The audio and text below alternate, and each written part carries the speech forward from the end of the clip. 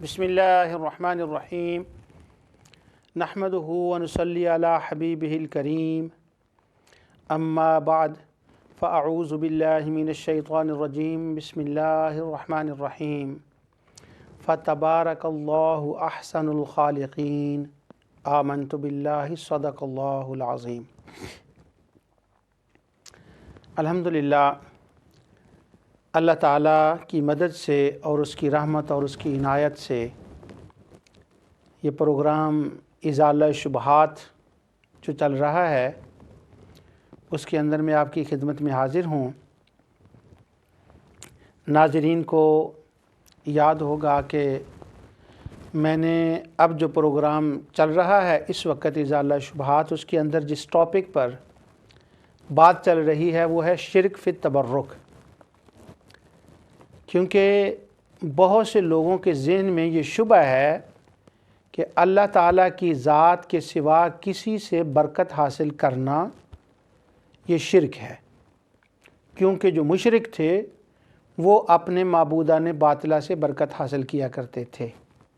बस चूँकि उन्होंने बरकत हासिल की, वो ये काम करते थे, इसलिए अब हमें वो काम करना जो वो करते थे वो शिर्क है।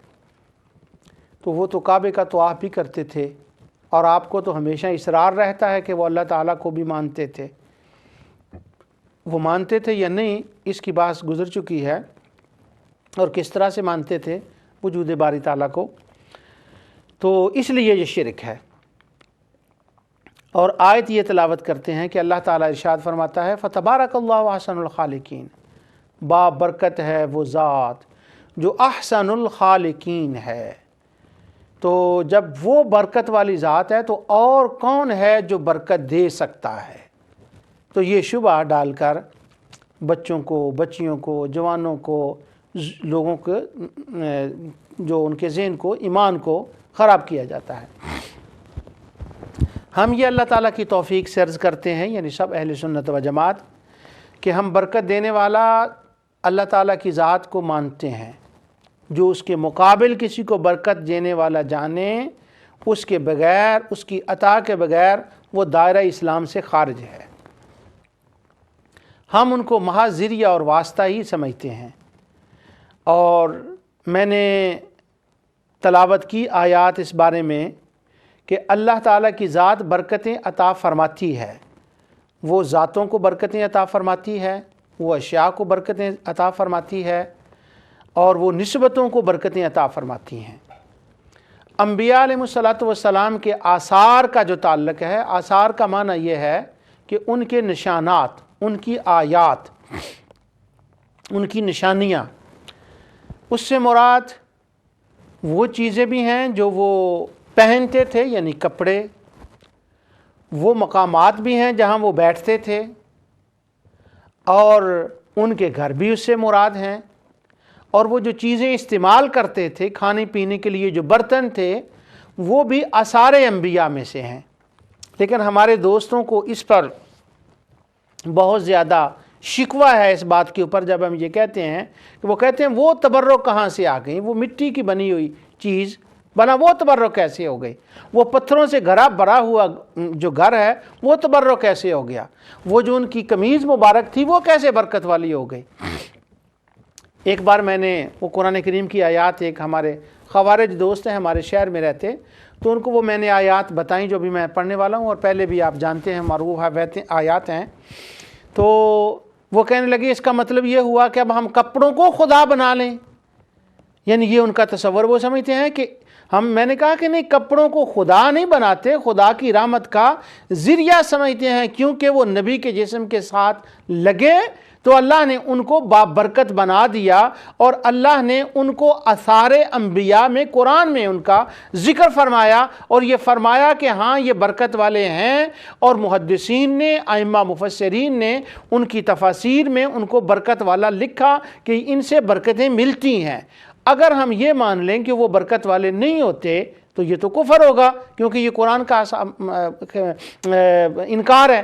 اور اگر یہ کہیں کہ وہ جتنے مفسرین محدثین گزرے ہیں ان سب نے ان کو آثار انبیاء میں شمار کیا ہے اور ان کو وہ حصول برکت کا ذریعہ مانتے تھے، تو اگر انہوں نے یہ ان کو ماننا اور لکھا ہے تو پھر ماننا پڑے گا کہ وہ سارے کے سارے مشرک تھے، نعوذ باللہ من ذالک، سوائے یہ 5-7 خوارج علماء کے جن کا دنیا میں اتنا نام لیا جاتا ہے اور ان کے ناموں کی کتابیں دنیا میں مفت تقسیم کی جاتی ہیں چھپوا کر، ان کے سوا باقی سارا جہان ہی مشرک ہو گیا۔ تو ہم تو یہ کہتے ہیں کہ دنیا کے اندر اتنے ارب مسلمان ہیں، تو پھر وہ عرب مسلمان نہیں رہتے، پھر تو صرف 5-7 بندے ہی مسلمان رہتے ہیں۔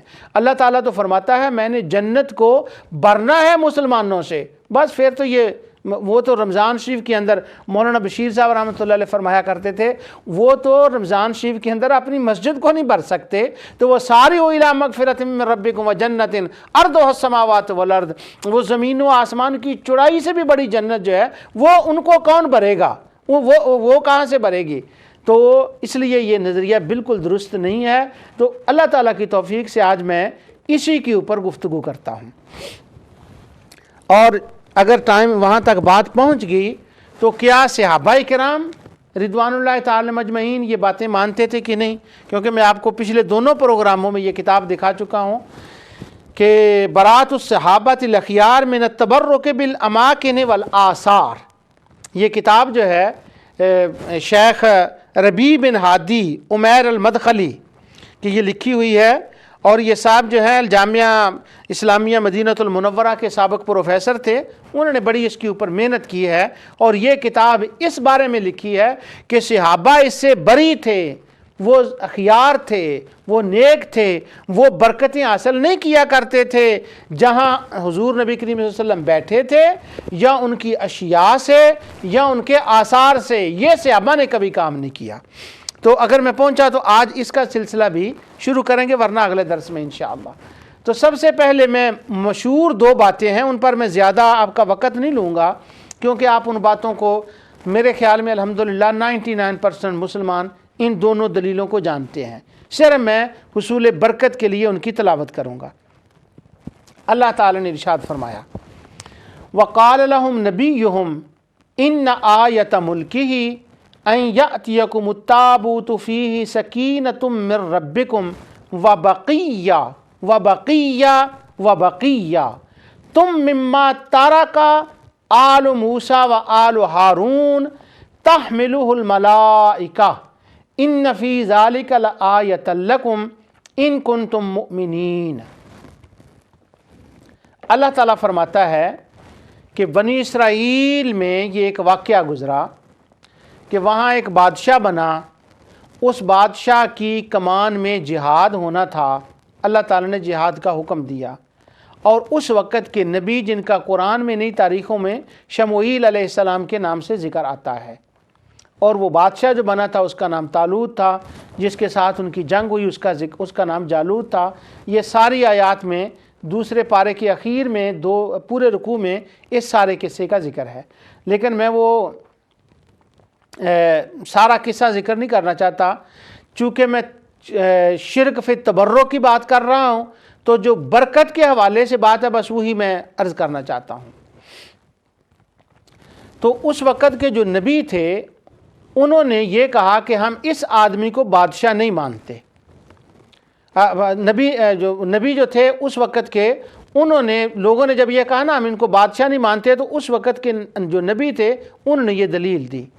وہ کہنے لگے یہ بادشاہ ٹھیک ہے، اسی کو اللہ نے مقرر کر دیا ہے، اور اس کی دلیل یہ ہے کہ وہ ایک جو تمہارے پاس صندوق تھا، جو بکس تھا، جو تابوت تھا، جس کا نام تابوت سکینہ اس آیت میں بتایا گیا ہے، وہ تم سے چھن چکا ہے، وہ غائب ہو گیا ہے، وہ تابوت سکینہ تمہیں دوبارہ مل جائے گا۔ یہ اس کی دلیل ہے کہ یہ بادشاہ صحیح ہے۔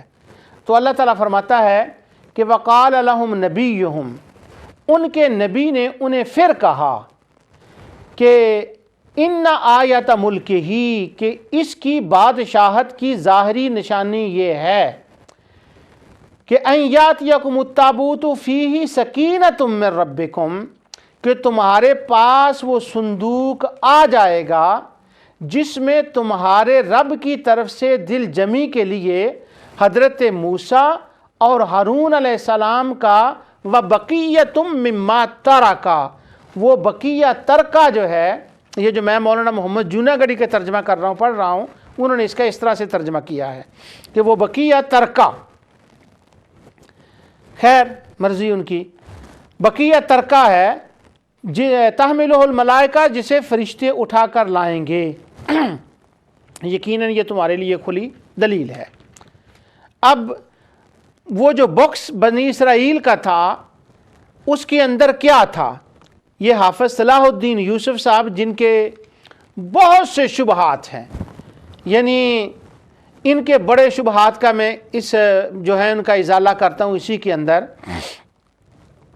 انہوں نے جو اس کی تفسیر کے اندر لکھا ہے، یہ کنگ فہد کمپلیکس کی طرف سے یہ شائع ہوئی ہے، ہر حاجی عمرہ کرنے والوں کو فری دی جاتی ہے، بڑا اس کا چرچہ ہے، ہر گھر میں یہ ہوتی ہے۔ اس کے اندر سے صرف میں یہ پڑھتا ہوں۔ وہ کہتے ہیں صندوق، حافظ صلاح الدین یوسف صاحب لکھتے ہیں صندوق یعنی تابوت جو توب سے ہے، جس کے معنی ہیں رجوع کرنے کے، کیونکہ بنی اسرائیل تبرک کے لیے اس کی طرف رجوع کرتے تھے، بنی اسرائیل تبرک کے لیے اس کی طرف رجوع کرتے تھے۔ انہوں نے کہا ہے کہ یہ بات، یہ جو میں بیان کر رہا ہوں کہ لوگ تبرک کے لیے اس کی طرف آتے تھے، صندوق کی طرف، یہ بات وہ کہتے ہیں میں نہیں کہہ رہا، علامہ قاضی شوکانی نے فتح القدیر کے اندر یہ بات لکھی ہے۔ آگے کہتے ہیں اس تابوت میں حضرت موسیٰ اور ہارون علیہ السلام کے تبرکات تھے، وہ جو میں نے کہا تھا نا مرضی ان کی، وَبَقِيَّةٌ مِّمَّا تَرَكَ آلُ مُوسَىٰ وَآلُ ہارون، اصل میں اس لفظ کا معنی یہ بنتا ہے کہ اس صندوق کے اندر تبرکات تھے حضرت موسیٰ اور ہارون علیہ السلام کے، جس بات کا ان کو زہر کا چمچہ جو ہے نا دعائی کا وہ پی کر قبول کرنا پڑا اور اس کے اندر لکھنا پڑا۔ یعنی پورے قرآن کی تفسیر جو انہوں نے لکھی ہے انہی باتوں کو کفر شرک ہر بات کے اوپر، لیکن یہاں پر ان کو تبرک لکھنا پڑا، ماننا پڑا کہ یہ تبرک ہے۔ وہ کہتے ہیں حضرت ہارون علیہ السلام کے تبرکات تھے اس کے اندر، اور یہ تابوت بھی ان کے دشمن سے ان سے چھین کر لے گئے تھے۔ اللہ تعالیٰ نے نشانی کے طور پر یہ تابوت فرشتوں کے ذریعے حضرت طالوت کے دروازے پر پہنچا دیا، جسے دیکھ کر بنو اسرائیل خوش بھی ہوئے اور اسے طالوت کی بادشاہی کے لیے من جانب اللہ نشانی سمجھا، اور اللہ نے بھی ان سے ان کے لیے اعجاز یعنی آیت اور فتح و سکینت کا سبب قرار دیا۔ اچھا، اب جو آگے لکھتے ہیں جا کر وہ ساری میں کیا پڑھوں، آگے لکھتے ہیں کہ کس واقعہ سے معلوم ہوتا ہے کہ انبیاء صالحین کے تبرکات یقیناً بِإِذْنِ اللہ اہمیت و افادیت رکھتے ہیں، بشرطے کہ وہ واقعی تبرکات ہوں، جس طرح اس تابوت میں یقیناً حضرت موسیٰ اور ہارون علیہ السلام کے تبرکات تھے، لیکن محض جھوٹی نسبت سے کوئی چیز متبرک نہیں بن جاتی، جس طرح آج کل تبرکات کے نام پر جگہوں پر مختلف چیزیں رکھی ہوئی ہیں جن کا تاریخی طور پر پورا ثبوت نہیں ہے۔ جی بالکل، ہمیں آپ سے اتفاق ہے کہ جو جعلی تبرک ہے ہم اس کو تبرک نہیں مانتے، لیکن جو تبرک تاریخی طور سے ثابت ہو جائے وہ تبرک بنتا ہے۔ حافظ صلاح الدین یوسف کی تفسیر کے بعد مجھے کسی حوالے کی ضرورت نہیں ہے، لیکن پھر بھی میں یہ بات بتا دوں، امام طبری سے لے کر علامہ شوکانی تک جتنے وہ مفسرین دنیا سے گزرے ہیں، ہر ایک نے اس کی تفسیر میں یہی کچھ لکھا ہے کہ نبیوں کے جسم سے متعلقہ وہ چیزیں تھیں جو باکس کے اندر تھیں۔ حضرت موسیٰ علیہ السلام کے نالین تھے، جو منسلوہ اترتا تھا اس کا ٹکڑا بھی تھا، انہوں نے بھی اس کا ذکر کیا ہے، وہ منسلوہ کا ٹکڑا بھی تھا، ان کے کپڑے بھی تھے، حضرت موسیٰ کا عصا بھی تھا۔ تو یہ لکھتے ہیں یہ سارے آثار انبیاء تھے، اور اللہ تعالیٰ نے فرمایا جن آثار سے تم برکت لیتے ہو، اور جو وہ تابوت سکینہ کے اندر ہیں، وہ برکت والا تابوت تمہارے سامنے آ جائے گا اور اس سے تمہیں برکت برکت ملے گی، تمہیں فتح یابی مل جائے گی۔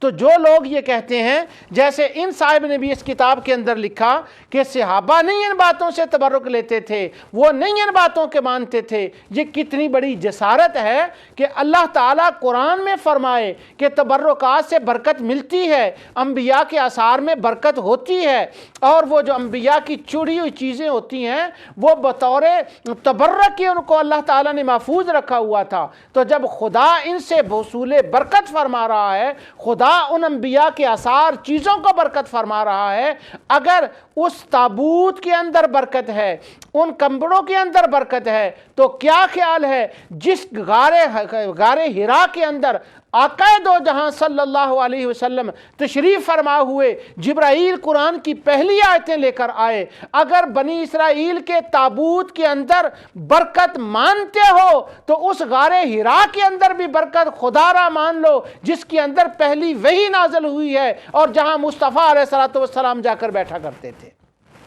اگر تابوت کے اندر برکت ہے تو غار کے اندر برکت نہیں ہے۔ وہاں بورڈ لگا دیے ہیں کہ یہ برکتیں نہیں ہیں، وہ بورڈوں کی بات میں بعد میں کرتا ہوں، اور ان پر جو دلائل علامہ ابن تیمیہ نے دیے ہیں، شیخ محمد بن عبدالوہاب نجدی نے دیے ہیں، اور شیخ البانی دیے ہیں، شیخ بن باز نے دیے ہیں، یہ شیخ کیا ان کا نام ہے ربی بن ہادی المدخلی نے دیے ہیں، ان دلائل یا جتنے بھی لوگوں نے دیے ان کا میں بعد میں انشاءاللہ ان دلائل کا بھی تفصیل سے تذکرہ آئے گا۔ تو یہ آیت قرآن کی عبارت النص سے ثابت ہے کہ انبیاء کے نشانیوں سے، انبیاء کی چیزوں میں برکتیں ہوتی ہیں، لوگ ان سے برکتیں لیتے ہیں، اور ان برکتیں لینے کو اللہ تعالیٰ نے حرام یا شرک قرار نہیں دیا۔ جب وہ چیزوں میں برکتیں ڈالنے والا ان کو شرک نہیں فرما رہا، تو یہ 5-10 خوارج کو کیا پڑی ہے کہ ہر بات کو شرک اور آثار سے برکت لینے کو شرک کہہ رہے ہیں؟ اللہ تعالیٰ کو اپنی توحید کی زیادہ فکر تھی، زیادہ خیال ہے، یا ان 5-10 بندوں کو زیادہ خیال ہے جنہوں نے پوری زندگیاں اس کے اوپر لگا دی ہیں؟ اللہ تعالیٰ کو اپنی توحید کا زیادہ خیال ہے، ظاہر ہے وہی اپنی توحید کی زیادہ حفاظت فرمانے والا ہے۔ تو اس آیت کے اندر سے یہ بات ظاہر ہو گئی کہ اللہ تعالیٰ چیزوں کے اندر برکتیں رکھتے ہیں اور نبیوں کی چیزوں کے اندر برکتیں ہوتی ہیں۔ اب میں دوسری آیت آپ کے سامنے تلاوت کرتا ہوں۔ امام طبری سے لے کر قاضی شوکانی تک تمام اگر مفسرین نے یہی لکھا کہ نبیوں کے آثار سے برکتیں ملتی ہیں، تو کیا وہ سارے کافر ہو گئے؟ وہ سارے مشرک ہو گئے؟ تو تمام جہان مشرک ہو گیا، نعوذ باللہ من ذالک۔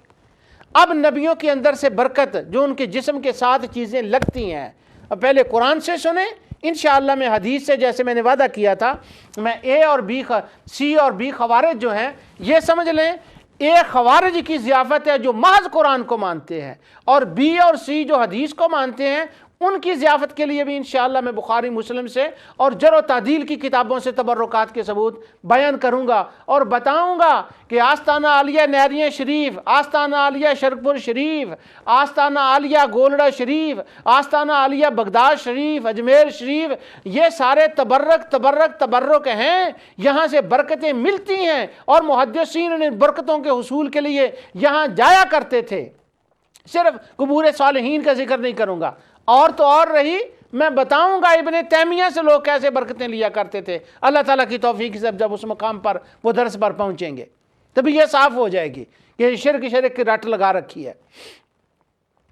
انبیاء کی چیزوں میں برکتیں ہوتی ہیں۔ یہ سورہ یوسف ہے، یہ مشہور آیت ہے، لیکن چونکہ میرے موضوع سے اس کا براہ راست تعلق ہے، اس لیے میں اس کی آیت کی تلاوت کرتا ہوں۔ اللہ تعالیٰ ارشاد فرماتا ہے، حضرت سیدنا یوسف علیہ السلام نے اپنی قمیص اتاری، اور ان کے والد ماجد سیدنا یعقوب علیہ السلام، نہ یہ تبرک کچھ نہیں کرتا، ان کی چیزیں نبیوں کی کیا کرتی ہیں؟ دیکھیں قرآن کیا کہتا ہے، کرتی ہیں کہ نہیں کرتی؟ اذهبوا بقمیصی ھذا فالقوہ علی وجہ ابی یأتی بصیرا، میرا یہ کرتا لے جاؤ اور میرے، اچھا یہاں میں اہل علم کے اشارے کے لیے یہ بات کرتا ہوں، تفاسیر کے اندر بعض مقامات پر وہ کرتے کو کچھ قصے لکھے ہوئے ہیں، تو ان قصوں سے ذرا ہٹ کر صرف قرآن کے اوپر دیکھیں تو اس قمیص کے بارے میں ان قصوں کا ذکر نہیں آتا کہ وہ قمیص کہاں سے آئی تھی، یہ نہیں۔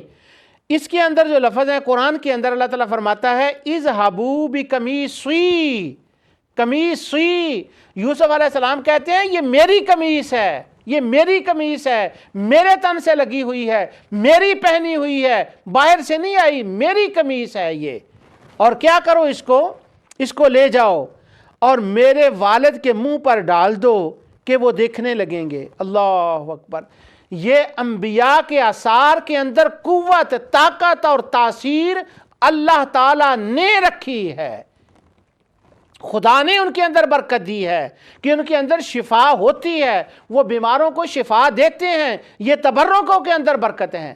اگر یہ تبرکوں کے اندر برکتیں والی چیزیں شرک نظر آتی ہیں تو آپ میں جتنی اب کتابیں چھپ رہی ہیں عربی کی، ان کے اندر سے ان حدیثوں کو تو نکال رہے ہو، تو ذرا ایک قدم اور بڑھو، آپ کے پاس بہت پیسہ ہے، تھوڑا سا پیسہ اور لگاؤ اور قرآن کے اندر سے یہ آیتیں نکال دو تاکہ تمہارے ذہن میں جس چیز کو شرک کہا جا رہا ہے وہ شرک دنیا سے ختم ہو جائے۔ قرآن کے اندر سے صفائی کرنی شروع کر دو۔ اذهبوا بقمیصی ھذا فالقوا علی وجہ ابی یأتی بصیرا، میرے والد کی آنکھوں پہ ڈال دو، وہ ٹھیک ہو جائیں گے۔ کس سے؟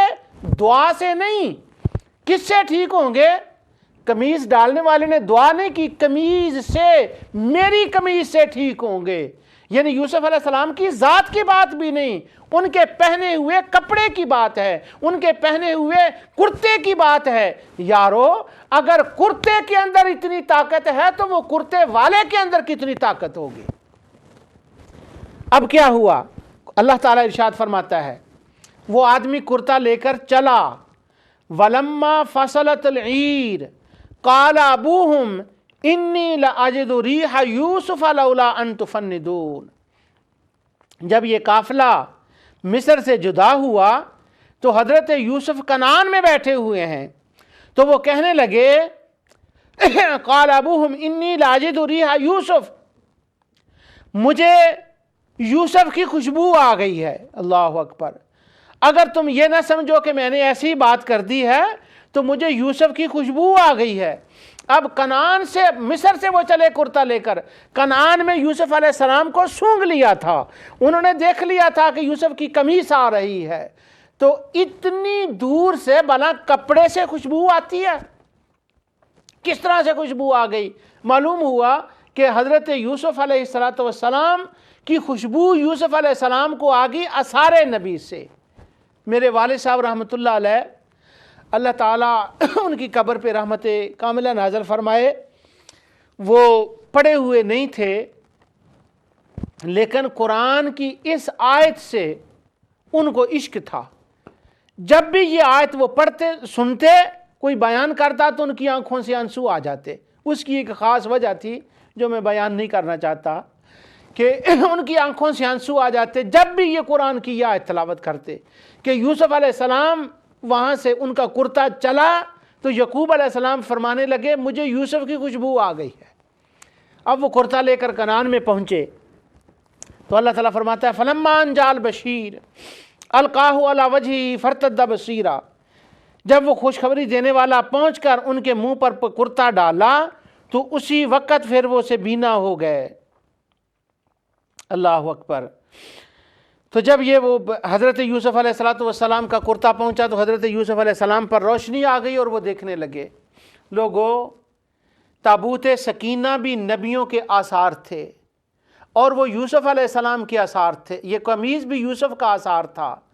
وہ تابوت سکینہ حضرت موسیٰ اور ہارون کے آثار تھے، وہ ان کی نشانیاں تھیں، وہ ان کے تبرکات تھے، وہ چیزیں تھیں جن کی نسبت حضرت ہارون سے ہوئی تھی، حضرت موسیٰ سے ہوئی تھی، حضرت یوسف سے ہوئی تھی۔ مگر حرمین کے اندر، مکہ اور مدینہ کے اندر جہاں بڑے بڑے بورڈ لگا دیے گئے ہیں کہ یہاں آنا شرک ہے، یہاں آنا شرک ہے، ان آثار کی جن کا یہ ذکر ہو رہا ہے ان کا تعلق کلیم اللہ سے تھا، ان کا تعلق یوسف سے تھا، ان کا تعلق، ان چیزوں کا تعلق، ان آثار کا تعلق جو حرمین میں ہیں یہ ان کے ساتھ ہے جو حضرت یوسف کے بھی نبی تھے، وہ حضرت ہارون کے بھی نبی تھے، وہ حضرت موسیٰ کے بھی نبی تھے۔ وہ سید الانبیاء کا تعلق ان چیزوں سے، ان آثار سے ہے جن کے اوپر بورڈ لگا کر وہاں جانے کو شرک قرار دے دیا گیا ہے اور کہا گیا ہے کہ ان کے پاس نہ جاؤ۔ اور دلیل کیا دی جاتی ہے؟ کمزور ترین دلیل اس کا بھی میں ذکر کرتا ہوں اگلے درس میں اللہ تعالیٰ کی توفیق سے۔ تو یہ آثار انبیاء قرآن سے ثابت ہیں اور ان کے اوپر شرک کہا جا رہا ہے۔ اور بدقسمتی یہ کہ جب ہمارا ذکر کیا جاتا ہے تو کہا جاتا ہے ان کو قرآن نہیں آتا، ان کو حدیث نہیں آتی، ان کو کچھ پتہ نہیں، اس لیے یہ بیچارے ہیں۔ ہم پر ترس کیا جاتا ہے، ہمارے لیے دعائیں کی جاتی ہیں کہ ان کے لیے دعا کرو ان کو قرآن آ جائے۔ ہم کہتے ہیں ہاں قرآن آ جائے، قرآن ٹھیک ہے، قرآن آئے، آپ دعا کریں ہمارے لیے، لیکن آپ کے لیے ہم دعا کرتے ہیں آپ کو فہم قرآن آ جائے۔ یہاں نور ٹی وی کے اوپر ایک ہمارے بزرگ تھے، اب کافی دنوں سے ان کو نہیں دیکھا، وہ غالباً قبلہ پیر علاؤ الدین صدیقی صاحب نے، میں نے سنا ان کو پاکستان بلا لیا، وہ دبئی سے آئے ہوئے تھے۔ تو وہ یہ ہمارے قاری علی محمد صاحب جو نور کیاں کرنا پروگرام کرتے ہیں، اللہ ان کو بھی سلامت رکھے، ان کے پروگرام میں وہ بیٹھتے تھے۔ انہوں نے ایک دن بڑی خوبصورت بات کی، ایک چینل کے اوپر، کوئی چینل تھا تو اس کے اوپر کوئی قرآن پڑھ رہا تھا، لیکن تھا وہ بڑا پکا خوارج، اور وہ اس کو ذاتی طور پر جانتے تھے کہ یہ خارجی ہے قرآن پڑھنے والا۔ جب وہ قرآن کی آیتیں پڑھ رہا تھا، آیتوں کے اوپر آیتیں پڑھتا جا رہا تھا، تو ایک صاحب پاس بیٹھے ہوئے تھے، وہ کہنے لگے دیکھیں یہ کتنا قرآن پڑھ رہا ہے۔ تو وہ بزرگ جو ہیں ہمارے، وہ فرمانے لگے، اس وقت میرے ذہن میں ان کا نام مستحضر ہو گیا، وہ آ نہیں رہا، بہت اچھے بزرگ ہیں ماشاءاللہ، ابھی وہ آ گیا تو میں ان کا نام لے دیتا ہوں۔ تو جو کہنے لگے، وہ صاحب کہنے لگے دیکھو کتنا قرآن پڑھ رہا ہے، کسی چینل پر وہ قرآن پڑھ رہا تھا۔ تو وہ جو ہمارے بزرگ تھے وہ کہنے لگے ان کے لیے دعا کریں کہ خدا نے ان کی زبان پر تو قرآن جاری کیا ہے، ان کے حلق کے نیچے بھی قرآن اتار دے۔ تو ہم آپ کے لیے دعا گو ہیں کہ قرآن تو آپ پڑھتے ہیں، قرآن کا نام بھی لیتے ہیں، آپ کے حلق کے نیچے بھی قرآن چلا جائے، پر لگتا مشکل ہے۔ کیوں کہ نبی اکرم نور مجسم صلی اللہ علیہ وسلم نے فرما دیا تھا کہ خارجی قرآن بہت پڑھیں گے لیکن حلق سے اوپر ہوگا، وہ نیچے نہیں جائے گا، قرآن کو گھٹ گھٹ پئیں گے، قرآن کریں گے، لیکن قرآن نیچے نہیں جائے گا۔ نیچے کیسے نہیں جائے گا؟ اس لیے کہ صاحب قرآن سے ان کا تعلق نہیں جڑا ہوگا۔ جب قرآن والے سے لنک ٹوٹ جائے تو زبان کے اوپر تو قرآن چلے گا، حلق سے نیچے قرآن نہیں جائے گا۔ تو یہ قرآن ہی تو میں پڑھ رہا ہوں، ان کو قرآن نہیں آتا، تو طبیعت سکینہ قرآن ہی تو ہے، قمیص سکینہ قرآن ہی تو ہے، وبارکنا علیہ علیہ صحاب یہ قرآن ہی تو ہے، ابراہیم کی ذات بابرکت ہے یہ قرآن ہی تو ہے، اسماعیل کی کو بابرکت ذات یہ قرآن ہی تو ہے، حضرت ایوب علیہ السلام کا ارکض برجلہ کا، انہوں نے پاؤں مبارک مارا، چشمہ نکلا، اس چشمے میں شفا آ گئی، یہ قرآن ہی تو ہے، قرآن نہیں تو اور کیا ہے۔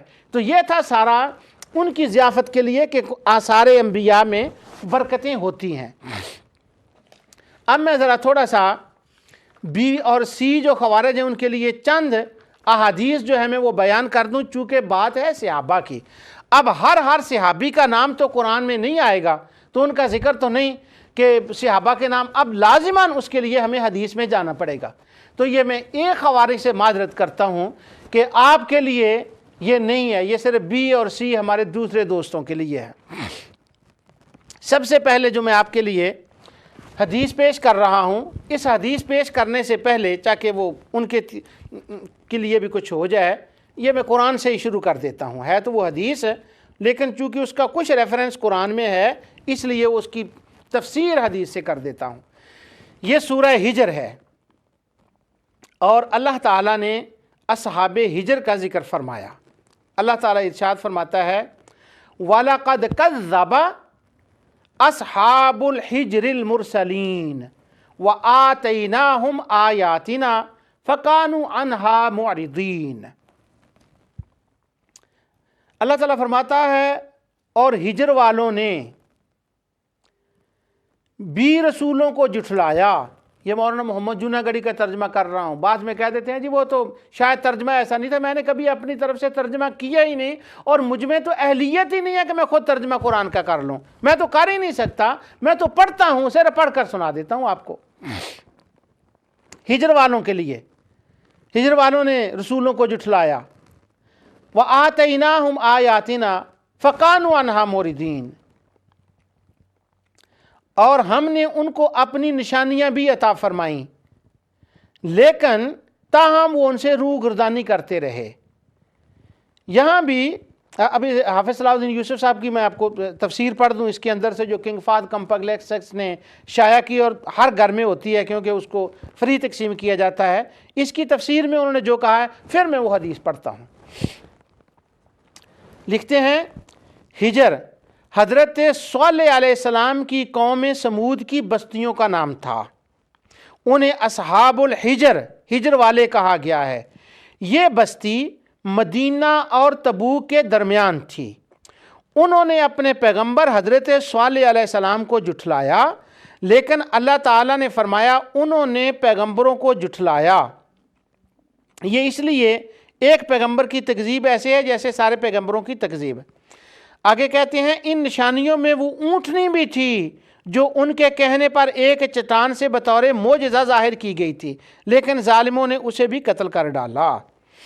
آگے لکھتے ہیں نبی اکرم نور مجسم صلی اللہ علیہ وسلم 9 ہجری میں تبوک کے لیے جاتے ہوئے جب رسول اللہ صلی اللہ علیہ وسلم اس بستی سے گزرے تو آگے لکھتے ہیں اس کا ذکر تفسیر ابن کثیر میں بھی ہے اور صحیح بخاری اور مسلم میں بھی حدیث نمبر 433 اور 2285 پر اس کا ذکر ہے.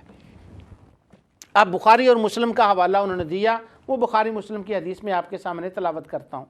مگر یہاں پہلے میں اس بات کی وضاحت کر دوں کہ میں ترجمہ کرتا ہوں، پڑھتا ہوں لوگوں کا لکھا ہوا ترجمہ. مجھ میں تو اتنی اہلیت نہیں ہے. یہ میں نے پچھلی بار بھی کہا تھا، پھر وہ بات منہ سے نکل جائے گی. میرے ایک عزیز ہیں جدہ میں رہتے، تو اللہ تعالیٰ ان کو سلامت رکھے. ان کا نام ہے امجد. ان سے پچھلے دنوں میں میری ویسے ہی کسی بات پر گفتگو ہوئی. اللہ تعالیٰ نے ان کو بچہ دیا تو میں نے مبارک کے لیے ان سے بات کی. اللہ تعالیٰ ان کے بچے کو صحت و تندرستی عطا فرمائے. تو انہوں نے مجھ سے کہا کہ آپ کا پروگرام ازالہ شبہات آتا ہے تو یہاں پر دیکھتے ہیں ہم، اور بہت سے لوگ دیکھتے ہیں اور ہم اس پر باتیں بھی کرتے ہیں. تو وہ کہنے لگے آپ نے وہ ایک آیت پڑھی تھی حضرت مریم کے بارے میں کہ جس میں آتا ہے کہ اللہ تعالیٰ نے فرمایا قال انما انا رسول ربک لاہب لک غلاما زکیہ، کہ حضرت جبرائیل علیہ السلام نے کہا میں تمہارے رب کی طرف سے آیا ہوں تاکہ میں تجھے پاک بیٹا دوں. تو یہاں جدے میں ہمارے کچھ اہل علم ہیں، انہوں نے کہا کہ یہ تو عبد المجید نے نور ٹی وی کے اوپر بیٹھ کر قرآن کا ترجمہ غلط کر دیا. یہ اعتراض مجھ تک وہ ان کے ذریعے سے، امجد صاحب کے ذریعے سے جو ہمارے عزیز ہیں ان کے ذریعے سے یہ اعتراض پہنچا کہ آپ نے یہ کہہ دیا کہ انی لہابا، کہ انہوں نے کہا کہ میں بیٹا دینے آیا ہوں. تو میں نے ان سے اس وقت عرض کیا اور پھر اب نور ٹی وی کے وساطے سے پھر میں وہاں تک یہ بات پہنچا رہا ہوں کہ یہ ترجمہ جو ہے نا کہ انہوں نے کہا کہ میں تمہیں بیٹا دینے کے لیے آیا ہوں، یہ میں نے ترجمہ نہیں کیا. یہ تو یہی کنگ فہد کمپلیکس کے اندر سے محمد جونا گڑھی حافظ صلاح الدین کی یوسف کی جو تفسیر ہے جس سے میں ترجمہ کر رہا ہوں، یہ جو ترجمہ انہوں نے کیا ہے اور یہ تو سعودی عرب سے ترجمہ شائع ہوا ہے. اگر میں خود ترجمہ کرتا تو آپ کہہ دیتے کہ آپ نے غلط ترجمہ کیا ہے. تو میرے بھائی جدہ والوں، جو لوگ کہتے ہیں کہ اس نے ترجمہ اس آیت کا غلط کیا، یہ میں نے نہیں کیا، یہ تو سعودی عرب سے ترجمہ ہو کر، جدہ سے تو ترجمہ ہو کر آیا ہے، اسی کو تو میں کر رہا ہوں. اگر یہ غلط ہے تو وہاں سے آیا ہے. لیکن اس کے علاوہ امام طبری سے لے کر قرطبی تک، امام قاضی شوکانی تک، یہ ترجمہ نہیں، کسی کا بھی ترجمہ اٹھا کر دیکھ لیں، عربی زبان کا عربی سے عربی میں ترجمہ ہوا ہو، فارسی میں ترجمہ ہو، سب نے یہی ترجمہ کیا ہے. انگلش والوں نے بھی یہی ترجمہ کیا ہے. ہاں، عبداللہ یوسف علی نے کا ترجمہ جو سعودی عرب سے شائع ہوا ہے اس میں ذرا گڑبڑ کرنے کی کوشش کی گئی ہے کہ انی لیہب لک غلاما زکیہ، کہ میں تجھے پاک بیٹا دینے کے لیے آیا ہوں. اس میں کہا گیا ہے کہ میں اناؤنسمنٹ کرنے کے لیے آیا ہوں کہ اللہ تمہیں بیٹا دے گا. تو وہ بریکٹ میں اناؤنسمنٹ کر دیا ہے کہ I came to announce this so Allah gave grant you son. نہیں، اللہ تمہیں بیٹا، تو اناؤنس بریکٹ میں کچھ ایسا کر دیا. تو یہ ان کا ترجمہ. تو مجھے اس وقت یہ بات یاد آئی، میں ان کو یہ بات نہیں سنائی، لیکن اب میں نور ٹی وی پر یہ بات سنا رہا ہوں کہ ترجمہ میں کسی کا لیا ہوا کرتا ہوں. جب میں شرک پرشی میں زیر تعلیم تھا تو اس زمانے میں وہاں پر ایک ہمارے بڑے فاضل عالم تھے، اکابر دوست تو نہیں، وہ تو اکابر علماء میں سے تھے. وہ تقریر کے لیے آیا کرتے تھے. میرے استاد سے جو جامعہ حضرت میاں صاحب میں پڑھاتے تھے، سید مزمل حسین شاہ صاحب، دامت برکاتہم العالیہ، بہت اہل علم میں سے تھے، ان کے وہ دوست تھے، ان کا نام تھا مولانا محمد فاضل صاحب۔ معلوم نہیں اب وہ دنیا میں زندہ ہیں یا تشریف لے گئے ہیں، اگر زندہ ہیں تو اللہ تعالیٰ ان کو صحت تندرستی عطا فرمائے، اگر چلے گئے ہیں تو وہ اللہ ان کی بخشش فرمائے۔ شرک شیف میں سے اگر میں کچھ سننے والوں میں ان کو جانتا ہو کہ ان کی کیا کیفیت ہو، مجھ تک ان کے حال پہنچا دیں، کیونکہ یہ ان کی بات میں کر رہا ہوں کہ وہ زندہ ہیں یا چلے گئے ہیں، اللہ عالم۔ وہ آیت میرے بچپن کی انہوں نے تقریر کی، تو انہوں نے یہ خوبصورت بات کی جو میرے اس حوالے سے وہ بات میں آپ کو سنانا چاہتا ہوں۔ وہ کہنے لگے کہ کچھ شرک شریف کے لوگ اندر ایسے تھے کہ خاص طبقہ تھا جو حضرت عمر فاروق رضی اللہ تعالی عنہ کے ایمان کو نہیں مانتے تھے، وہ کہتے تھے وہ مسلمان ہی نہیں، نعوذ باللہ، اور یہ طبقہ صرف شرک شریف میں نہیں دنیا بھر میں پایا جاتا تھا۔ تو ان کے اس سوال کا وہ جواب دینے لگے، تو وہ کہنے لگے کہ ایک مثال دی انہوں نے تقریر فرماتے ہوئے، مولانا محمد فاضل صاحب دامت برکاتہم العالیہ نے، وہ کہنے لگے کہ نبی کریم صلی اللہ علیہ وسلم نے دعا مانگی تھی حضرت عمر رضی اللہ تعالیٰ کے لیے کہ یا اللہ ان کو مسلمان کر دے، تو ان کی دعا کے اوپر وہ مسلمان ہوئے۔ تو جس طبقہ سے وہ مخاطب تھے ان کی کتابوں کے بھی انہوں نے ایک دو کے حوالے دیے کہ ان کی کتاب میں بھی یہ بات لکھی ہے۔ تو وہ کہنے لگے، انہوں نے مثال یوں دی جو مجھے بڑی پسند اور آج تک یاد ہے۔ وہ کہنے لگے یہ میرے پاس ایک ہمارے استاد تھے قاری صاحب، وہ بیٹھے ہوئے تھے، تو وہ قاری حیدر علی مجاہد صاحب بیٹھے ہوئے تھے ان کے ساتھ، وہاں بیٹھے ہوئے تھے اسی مجلس کے اندر۔ وہ میرے استاد ہیں قاری حیدر علی مجاہد صاحب، آج کل وہ یہاں انگلینڈ میں ہڈرسفیلڈ میں تشریف فرمائے، ان کی صحت ذرا ٹھیک نہیں رہتی، اللہ تعالیٰ ان کو صحت کاملہ عاجل عطا فرمائے۔ تو وہ کہنے لگے یہ قاری صاحب بیٹھے ہوئے ہیں، اگر میں ان سے کہوں کہ مجھے 1 روپیہ دیں، تو اس زمانے میں، جس زمانے کی میں بات کر رہا ہوں میرے طالب علمی میں، اس وقت وہ پاکستان میں جو سکہ تھا 1 روپے کا وہ چلتا تھا۔ تو وہ کہنے لگے اگر میں ان سے کہوں کہ 1 روپیہ دیں، یہ مجھے 1 روپیہ دے دیں اور میں وہ روپیہ لے کر دکان پہ چلا جاؤں، تو جب میں دکان پر جاؤں تو دکان والا روپیہ دیکھے اور وہ مجھے کہے یہ تو کھوٹا سکہ ہے، یہ تو صحیح روپیہ نہیں ہے، یہ تو کھوٹا سکہ کہاں سے لایا ہے، یہ تو تیرا کھوٹا سکہ غلط ہے، تو میں اسے کہوں گا کہ یہ میں نے تو کسی سے مانگ کے لیا ہے، یہ میرا تو نہیں، میں نے تو قاری حیدر علی مجاہد سے مانگ کے لیا ہے۔ تو وہ مثال دیا کرتے تھے، وہ فرمانے لگے وہ سکہ میرا نہیں، میں نے تو کسی سے مانگ کر لیا ہے، اب مجھے پتہ نہیں کہ وہ کھوٹا ہے یا کھرا ہے۔ تو وہ کہنے لگے کہ عمر فاروق رضی اللہ تعالیٰ کی وہ ذات ہے کہ حضور صلی اللہ علیہ وسلم نے تو اللہ سے مانگ کر ان کو لیا ہے، اب معلوم نہیں کہ اللہ نے کھوٹا دیا ہے یا کھرا دیا ہے، اب یہ تو دینے والے کو پتہ ہے۔ تو بتائیں برا، اللہ بھی کسی کو کھوٹا دے سکتا ہے؟ اگر عمر کھوٹا سکہ تھا نعوذ باللہ، اور عمر کھوٹا سکہ تھا، تو لوگوں جان لو وہ سکہ مصطفیٰ کا نہیں تھا، وہ مصطفیٰ نے خدا سے مانگ کر لیا تھا، وہ خدا نے ان کو سکہ عطا فرمایا تھا، لہٰذا وہ کھرا سکہ تھا، وہ سچا سکہ تھا، وہ کھوٹا نہیں، وہ کھرا تھا۔ تو اسی طرح میں عرض کرتا ہوں کہ مجھے کہا گیا کہ قال انی لأحب لک غلاما زکیہ، عزیز ممجد نے کہا اس کا ترجمہ جدہ والوں شیخ نے کہا غلط کیا ہے، وہ ترجمہ میں نے نہیں کیا، وہ میں نے مانگ کر ترجمہ میں تو کسی کا کر رہا ہوں۔ اگر وہ کھٹا سکہ، وہ کھرا ترجمہ ہے تو تب بھی حافظ صلاح الدین یوسف اور محمد جوناگڑھی کا ہے، اور اگر وہ سکہ کھوٹا ہے تو تب بھی انہی کا ہے۔ میں تو کسی کا ترجمہ پڑھ کے کر رہا ہوں، میں تو اپنا ترجمہ کر ہی نہیں رہا۔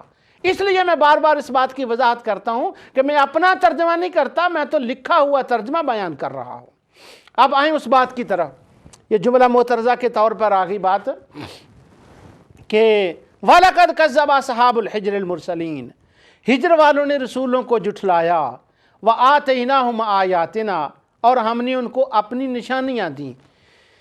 یہ اس کی تفسیر تو میں 20 کے لیے کروں گا، لیکن کے لیے بھی اس کے اندر ہے تبرکات کے لیے کہ اللہ تعالیٰ فرماتا ہے میری نشانیاں، ہم نے نشانیاں دیں۔ تو حافظ صلاح الدین یوسف صاحب کہتے ہیں نشانیوں سے مراد اونٹنی ہے، اور صرف ان کا کہنا نہیں، سورہ شعراء اور دوسری صورتوں کے اندر ناقۃ اللہ، سورہ شمس کے اندر ناقۃ اللہ وسقیاہا، اس اونٹنی کو اللہ نے ناقۃ اللہ فرمایا۔ اب وہ ہجر والے جو تھے ان کو اللہ تعالیٰ نے تباہ کر دیا۔ اس تباہی کے بعد 9 ہجری میں امام بخاری اور امام مسلم نے اس حدیث کو ذکر کیا۔ انہوں نے بھی حدیث کا نمبر حافظ صلاح الدین یوسف صاحب نے بتایا، تو امام بخاری کی حدیث کتاب نمبر یہ ہے، انہوں نے امام بخاری نے کتاب الانبیاء اور دیگر مقام کئی بخاری کے مقام پر اس کو ذکر کیا ہے، اور امام مسلم نے کتاب الزہد والرقائق میں ذکر کیا ہے۔ اچھا، اب یہ جو حدیث ہے یہ میں بیان کرنے والا ہوں، اس کو حضرت عبداللہ بن عمر رپورٹ کرتے ہیں۔ وہ فرماتے ہیں کہ نبی اکرم نور مجسم صلی اللہ علیہ وسلم جب تبوک کے وقت وہ وہاں سے گزرے، جو ان کا مسکن تھا حضرت ہجر والوں کا، جہاں وہاں سے وہ گزرے تبوک میں جاتے ہوئے، جو سمود کی بستیاں تھیں وہاں سے گزرے، تو وہاں سے گزرنے کے وقت کیا ہوا کہ وہاں 2 کنویں تھے اس مقام کے اوپر، اس بستی کے اندر 2 کنویں تھے۔ ایک کنواں وہ تھا جس کنویں کے اندر سے حضرت سیدنا صالح علیہ السلام کی اونٹنی پانی پیا کرتی تھی، جس کا اس آیت کے اندر ذکر ہے کہ وَآتَيْنَاهُمْ آیَاتِنَا، ہماری نشانی اونٹنی، وہ اس کنویں کے اندر سے پانی پیا کرتی تھی۔ اور دوسرا کنواں وہ تھا جس کنویں سے وہ ساری مشرک قوم، کافر قوم جو تھی وہ پانی پیا کرتی تھی، اور ان کے جانور وہاں سے پانی پیا کرتے تھے۔ جب نبی اکرم نور مجسم صلی اللہ علیہ وسلم وہاں پہنچے تو صحابہ کرام نے کیا کیا، انہوں نے اس ایک کنویں سے پانی نکالا۔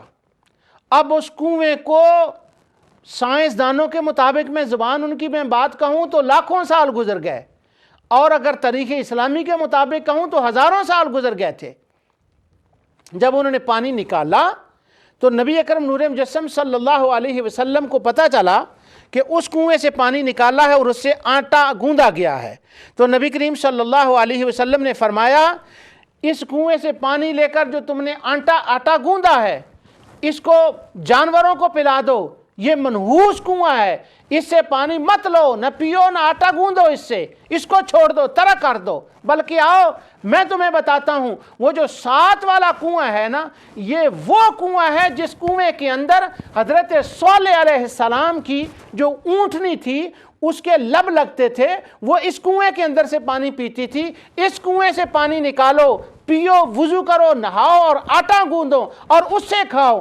تو لہٰذا نبی کریم صلی اللہ علیہ وسلم نے اس جو کنواں تھا جس سے حضرت صالح کی اونٹنی پانی پیتی تھی، اس کنویں سے پانی پینے کا حکم ارشاد فرمایا صحابہ اکرام رضوان اللہ تعالی مجمعین کو۔ اب اس حدیث کی شرح میں علامہ ابن حجر اسقلانی اور امام نووی نے کتاب الزہد والرقائق کے اندر لکھا ہے، وہ کہتے ہیں کہ وَالتَّبَرُّكِ بِآبَارِ الصَّالِحِينَ، وہ کہتے ہیں کہ اس حدیث سے یہ پتہ چلتا ہے کہ جو آبار صالحین، آثار صالحین ہوں، ان سے برکت حاصل کرنا، ان سے تبرک لینا اس حدیث سے ثبوت ملتا ہے۔ اگر صالح علیہ السلام کی اونٹنی کی جگہ سے برکت لی جا سکتی ہے، اور محدثین اس برکت لینے کو آثار صالحین کی برکت سے تعبیر کر رہے ہیں، ثبوت کے طور پہ پیش کر رہے ہیں، اور نبی اکرم نور مجسم صلی اللہ علیہ وسلم فرما رہے ہیں کہ یہاں سے پانی لو، وہ منحوس کنواں ہے، یہ برکت والا کنواں ہے۔ یارو، اگر صالح علیہ السلام کی اونٹنی کی جس سے تعلق ہو، اگر اس کنویں سے پانی لینا برکت والا پانی ہوتا ہے اور وہ آثار انبیاء میں سے بنتا ہے، تو جس مدینے کے جن کنویں سے سرکار دو عالم صلی اللہ علیہ وسلم نے پانی پیا ہو، آپ کا لعاب شریف اور کنویں کے اندر گیا ہو، وہ آثار انبیاء میں سے کیوں نہیں ہے، وہ آثار مصطفیٰ میں سے کیوں نہیں ہے؟ تو اگر اس کنویں سے پانی پینا برکت کا سبب ہے، برکت لینا جائز ہے تو اس کنویں والے پانی سے، تو جو کنویں مکہ میں ہیں، جو کنویں مدینہ میں ہیں، جن کا تعلق آمنہ کے لال سے ہے، وہ بھی آثار ان سے بھی تبرک لینا جائز ہے۔ یہی بات صالح انہوں نے لکھی ہے۔ اس حدیث کی شرح میں ایک روایت ذکر کی ہے علامہ ابن حجر اسقلانی نے فتح الباری کے اندر، اور وہ روایت آپ سنیں گے تو آپ کا ایمان تازہ ہو جائے گا، اور میرے ایمان کو الحمدللہ حرارت ملی، اہل محبت کے ایمان کو حرارت ملے گی اس سے۔ ہاں، خارجیوں کو تبرک نہیں ملتا، اس کے اوپر میں نے روایتیں کوٹ کی ہیں جرح و تعدیل کے اندر سے، وہ ابھی میں آپ کو اگلی نشست میں سناؤں گا۔ خارجیوں کے لیے تبرک نہیں ہوتا، یہ صرف اہل محبت کے لیے ہوتا ہے۔ علامہ ابن حجر اسقلانی نے یہ فتح الباری کے اندر لکھا، اور حاکم نے اس کو اپنی مستدرک کے اندر ذکر کیا، اور جب ہم امام حاکم کا نام لیتے ہیں نا مستدرک کا کہ اس کے اندر یہ روایت ہے، تو خوارج ایک دم ابل اٹھتے ہیں کہ وہ حاکم کی وہ بنا اس کی حاکم تو بہت تساہل برتتا ہے، وہ تو ایسے ہی ہر روایت کو امام حاکم تو صحیح کہہ دیتے ہیں، وہ درست نہیں ہے.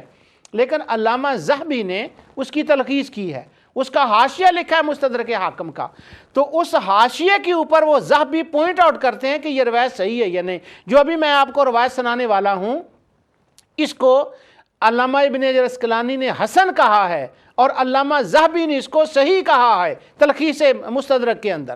وہ روایت کیا ہے؟ کمال کی روایت ہے جو میں آپ کو سنانے لگا ہوں. اس سے چونکہ میرا ایمان تازہ ہوا ہے اس لیے میں آپ کا بھی ایمان تازہ اس سے کرنا چاہتا ہوں. وہ فرماتے ہیں اسی کنویں کی بات کہ جب وہاں پہنچے اور کھڑے ہو گئے صحابہ کرام اس بستی کے اندر جہاں کنویں تھے، تو نبی اکرم نور مجسم صلی اللہ علیہ وسلم کھڑے ہوئے. آپ نے ارشاد فرمایا لوگو سن لو، یہ وہ رستہ ہے جس رستے سے حضرت صالح علیہ السلام کی اونٹنی آیا کرتی تھی. یہ وہ رستہ ہے جہاں سے حضرت صالح علیہ السلام آیا کرتے تھے. یہ وہ رستہ ہے جس رستے سے قوم کے جانور آیا کرتے تھے.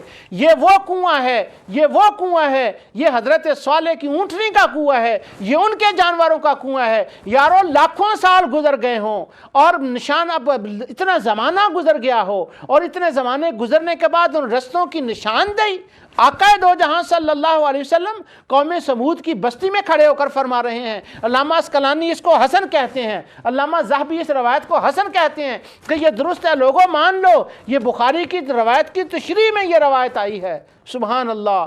آقا دو جہاں کا سائنسدانوں کی زبان میں لاکھوں سال پہلے اور تاریخ اسلام کے مطابق ہزاروں سال پہلے کی بات کی خبر اور اس کی نشاندہی فرما رہے ہیں. اور یہ بھی فرما رہے ہیں کہ یہ کنواں اونٹنی کا ہے، یہ کنواں ان کا ہے. اس وقت جبرائیل علیہ السلام نے آ کر، ابھی قرآن کی آیت تو نہیں آئی تھی، یہ کس نے بتا دیا کہ وہ کنووں کی بات کریں؟ تو نبی اکرم نور مجسم صلی اللہ علیہ وسلم نے وہاں سے پانی لینا حکم دیا. اور وہ جو لوگ تھے ان کے نبی کریم صلی اللہ علیہ وسلم نے فرمایا کہ یہ دوسرے کنواں منحوس ہے، اس سے تبرک نہ لو. یہی جو میں نے آیت کریمہ پڑھی ہے وَلَقَدْ كَذَّبَ أَصْحَابُ الْحِجْرِ الْمُرْسَلِينَ، آیت نمبر 80 سورہ ہجر کی، اسی کی تفسیر میں یہ امام قرطبی نے لکھا ہے.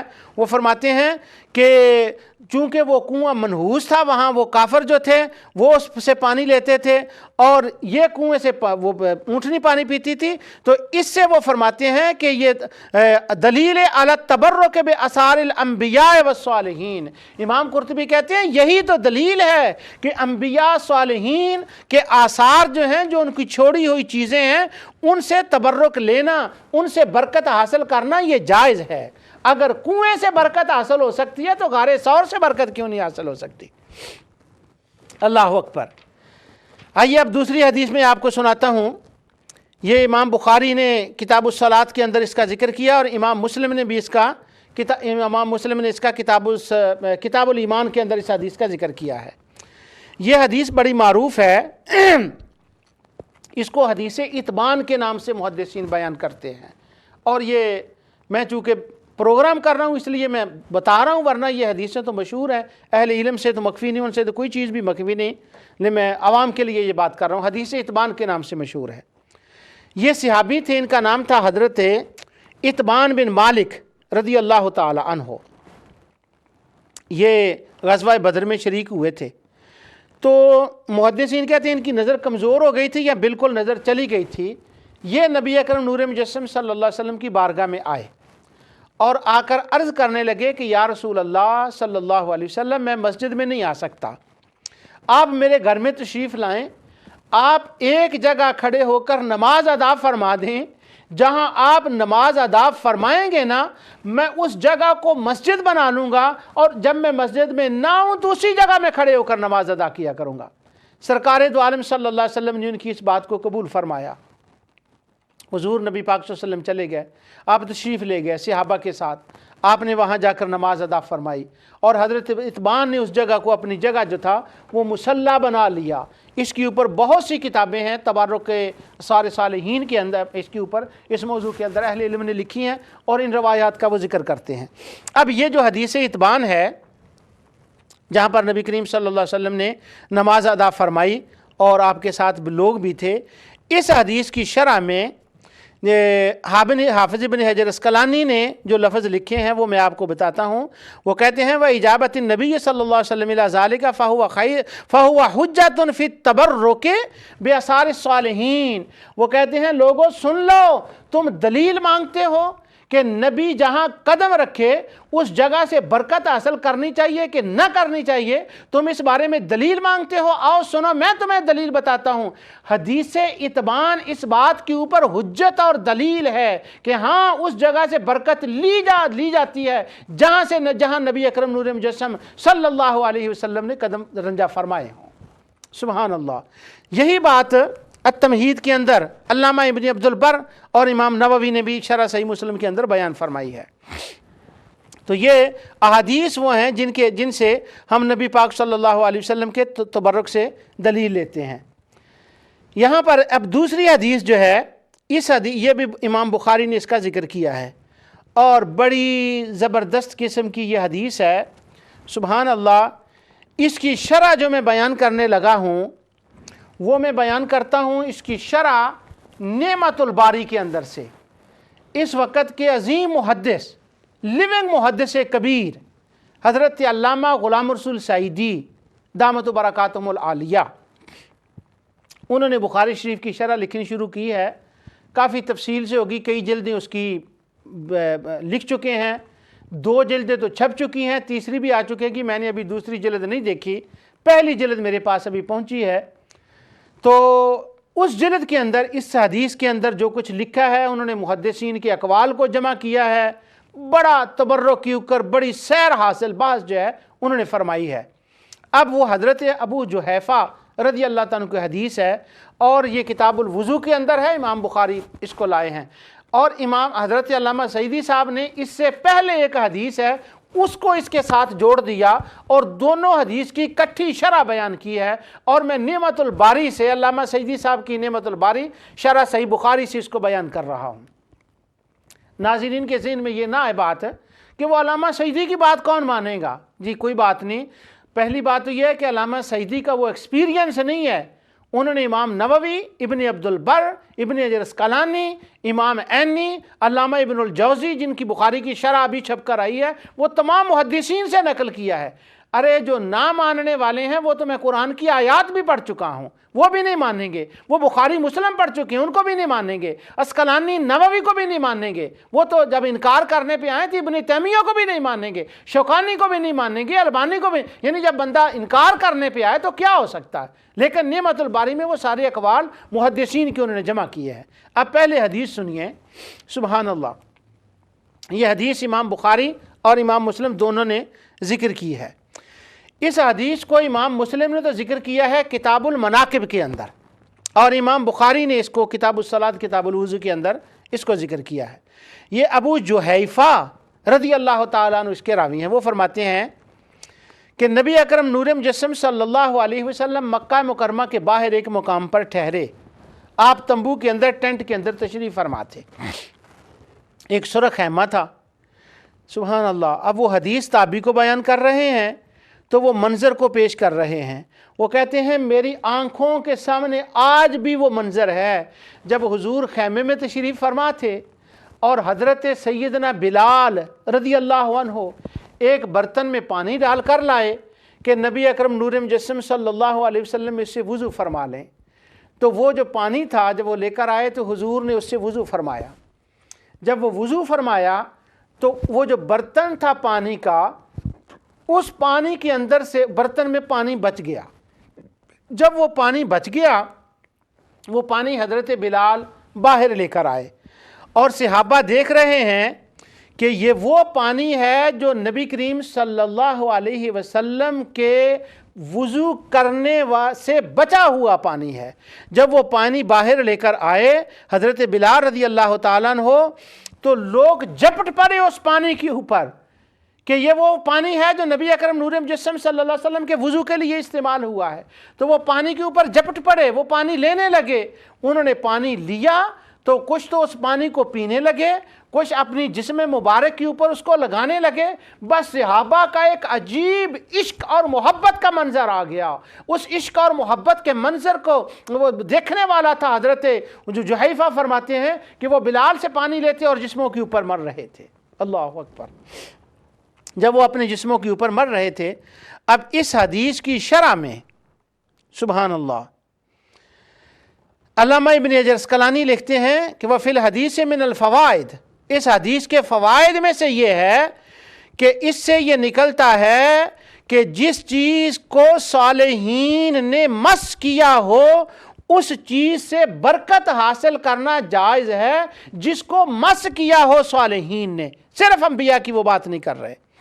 اسی طرح امام نووی کا بھی وہ بیان کرتے ہیں کہ انہوں نے بھی اس کا یہ ذکر کیا ہے کہ ہاں جس چیز سے نبی کا امام نووی فرماتے ہیں کہ وہ بچا ہوا پانی سے وہ برکت حاصل کر رہے تھے، تو اس سے ثبوت ملتا ہے کہ جس پانی کو پیا ہو یا جس پانی کو مس کیا ہو صالحین نے، انبیاء صالحین نے، اس سے برکت لینی جائز ہے۔ سبحان اللہ۔ تو قرآن کریم کی آیات اور چند احادیث مصطفیٰ صلی اللہ علیہ وسلم میں نے آپ کے سامنے اس نشست کے اندر بیان کی ہیں، جن سے یہ آپ کو بتایا کہ اس کے اندر برکت لینی جائز ہے۔ علامہ سعیدی صاحب کا یہ میں بتا رہا تھا، انہوں نے اس روایت کے ابو جحیفہ والی روایت کے ساتھ کیا بات ملائی ہے نعمت الباری کے اندر۔ اس سے پہلے کتاب الوضو میں وہ حدیث گزری ہے جس کے راوی حضرت ابو موسیٰ رضی اللہ تعالیٰ عنہ ہے۔ وہ روایت بخاری میں کئی مقامات پر آئی ہے۔ علامہ سعیدی نے ذکر کیا کہ یہ کئی مقامات پر جس پہ وہ تخریج کی انہوں نے اس حدیث کے کہاں کہی ہے۔ اس حدیث کے الفاظ بڑے کمال کے ہیں۔ وہ یہ ہیں کہ نبی کریم صلی اللہ علیہ وسلم نے حضرت ابو موسیٰ سے فرمایا، اے ابو موسیٰ پانی لاؤ۔ وہ پانی لے کر آئے برتن میں، تو نبی کریم صلی اللہ علیہ وسلم نے اپنے ہاتھ مبارک اس برتن کے اندر دھوئے۔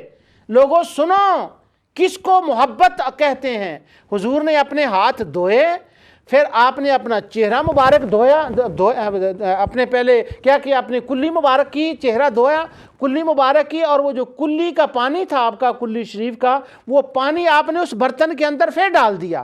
اب ڈالنے کے بعد حضور نے حضرت بلال کو اور ابو موسیٰ اشعری کو فرمایا یہ پانی پی لو، یہ لے لو۔ انہوں نے وہ پانی لیا اور وہ پی لیا۔ یہ حدیث لانے کے بعد علامہ سعیدی، علامہ اسقلانی اور امام عینی اور ابن عبد البر تمام محدثین کا قول لاتے ہیں۔ وہ فرماتے ہیں کہ نبی کریم صلی اللہ علیہ وسلم نے پانی اپنا جو غسالہ شریف تھا، اپنی کلی شریف کا پانی جو تھا، وہ اس لیے ان کو دیا تاکہ اس پانی میں جو برکت آ گئی تھی وہ برکت صحابہ کے اندر چلی جائے۔ ایجاد البرکہ کا لفظ علامہ اسقلانی نے لکھا ہے کہ حضور برکت کو وجود میں لانا چاہتے تھے۔ تو معلوم یہ ہوا کہ صحابہ اکرام رضوان اللہ اجمعین حضور کے غسالہ شریف سے برکت لیتے تھے۔ اب یہ شیخ جو ہیں عمیر جو ہیں، انہوں نے لکھا کہ صحابہ نہیں یہ کام کرتے تھے۔ ابھی میں اور حدیثیں بھی اگلے درس میں بتاؤں گا، صحابہ نہیں کرتے تھے۔ اگر صحابہ نہیں کرتے تو یہ کیا ہوا؟ تو معلوم یہ ہوا کہ نبی اکرم نور مجسم صلی اللہ علیہ وسلم برکت دیتے تھے، وہ برکت تھے اور صحابہ ان سے برکت لیتے تھے۔ ان کے آثار سے برکت لینے کے بارے میں میں نے دو چند چیزیں بیان کی۔ انشاءاللہ آئندہ درس میں صحابہ کرام کے برکت لینے کے بارے میں اور میں تفصیل سے عرض کروں گا۔ جو کچھ میں نے بیان کیا اللہ تعالیٰ اپنی رحمت کے صدقے سے اس کو قبول فرمائے، اور جو مجھ سے لغزش ہے اس کو معاف فرمائے۔ وما علینا الا البلاغ۔